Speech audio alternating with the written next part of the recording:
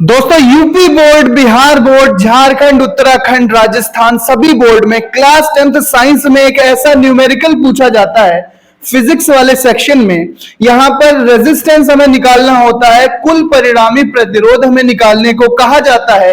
ए और B point के बीच में, ए और बी बिंदु के बीच में हमें परिणामी प्रतिरोध निकालना होता है। हर साल ये 2 से 4 नंबर में एक न्यूमेरिकल आता है, इसको सीख लेते हैं बच्चों। यहां पर कहा गया है कि परिणामी प्रतिरोध ज्ञात करना है हमें ए और बी बिंदुओं के बीच में। अब यहां पर पूरा हम परिपथ देख लेते हैं। 3 प्रतिरोध 3-3 ओम के समांतर क्रम में जोड़े गए हैं और उसके आगे एक ये 6 ओम का प्रतिरोध बच्चों श्रेणी क्रम या सीरीज में लगाया हुआ है। श्रेणी क्रम का बच्चों सूत्र हम जानते हैं, जो श्रेणी क्रम जिसको हम RS मतलब सीरीज बोल सकते हैं। ठीक है, श्रेणी क्रम का जो परिणामी प्रतिरोध हम निकालते हैं R1 plus R2 plus R3 जितने भी होते हैं हम जोड़ते चले जाते हैं डायरेक्ट। और समांतर क्रम में जब हम परिणामी प्रतिरोध निकालते हैं तो 1/Rp यानी पैरेलल कॉम्बिनेशन के लिए 1/Rp जितने भी प्रतिरोध हो 1/R1 plus 1/R2 plus 1/R3। समांतर के लिए 1 करके लिखते हैं और श्रेणी क्रम में सीधे R1 plus R2 plus R3 जितने भी सारे हों वो हम जोड़ते चले जाते हैं। तो अब यहां पर आप देख सकते हैं, सबसे पहले हम यहां पर निकालेंगे। सबसे पहले यहां पर आप देखो कि 3 प्रतिरोध जो यहां पर जुड़े हुए हैं समांतर क्रम में है। समांतर क्रम का पहले हम इन तीनों का परिणामी टोटल रेजिस्टेंस निकाल लेंगे। 1/Rp बराबर 1/R1 plus 1/R2 plus 1/R3। R1 R2 R3 कितना है? 3.5 है, तो 1/3 तीनों की वैल्यू हम इसमें रख देंगे बच्चों। 1/R3 plus 1/R3 plus 1/R3।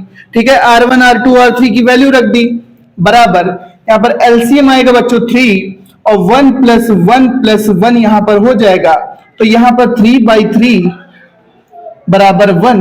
तो यहां पर हम लिख सकते हैं कि 1/Rp बराबर 1 ओम। तो अगर हम Rp करेंगे, क्योंकि इनवर्स करना पड़ता है ना, उल्टा करना पड़ता है, समांतर क्रम में जो आता है उसका इनवर्स करना पड़ता है, तो Rp भी बच्चों 1 ही ओम रहेगा, क्योंकि 1 को जब हम उल्टा करते हैं, इनवर्स करते हैं, तो वो भी 1 ही रहता है। 1 को इनवर्स करेंगे क्या आएगा? 1/1 बराबर 1। तो यहां पर R पैरेलल कितना निकल आया बच्चों? 1 ओम निकल के आया है R पैरेलल की वैल्यू। अब R पैरेलल का जो ये सर्किट बन जाएगा, R पैरेलल और R सीरीज यानी समांतर और श्रेणी क्रम वाला, तो वो कुछ ऐसा बन जाएगा। इसको हम A मान लेते हैं। पैरेलल का टोटल कितना निकला बच्चों? 1 ओम। इसके बाद सीरीज, आगे सीरीज यानी श्रेणी क्रम में क्या जुड़ा है? 6 ओम। ये निकला है 1 ओम, ये निकला है 6 ओम। ए बी के बीच हमें परिणामी निकालना है।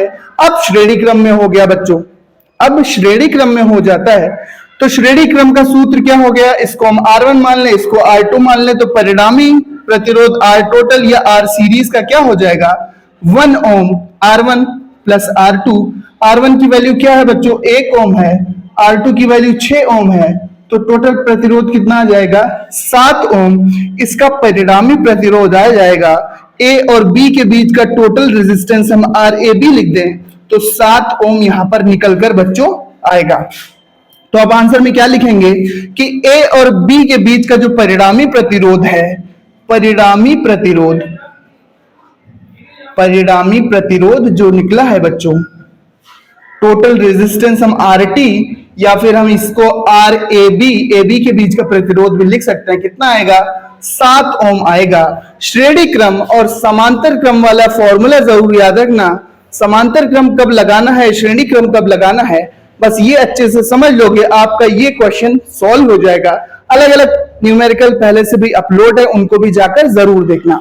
सो मिलता है नेक्स्ट वीडियो में। ये श्रेणी क्रम, ये समांतर क्रम में इस तरह से होते हैं ना, ये श्रेणी क्रम में सीरीज होती है, समांतर क्रम में एक के बाद एक समांतर क्रम, या जिसे पैरेलल कॉम्बिनेशन भी कहते हैं, उसमें जुड़े होते हैं।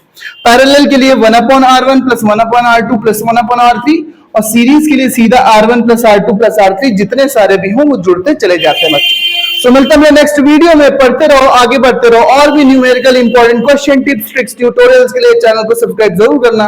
मिलते हैं नेक्स्ट वीडियो में बच्चों, धन्यवाद।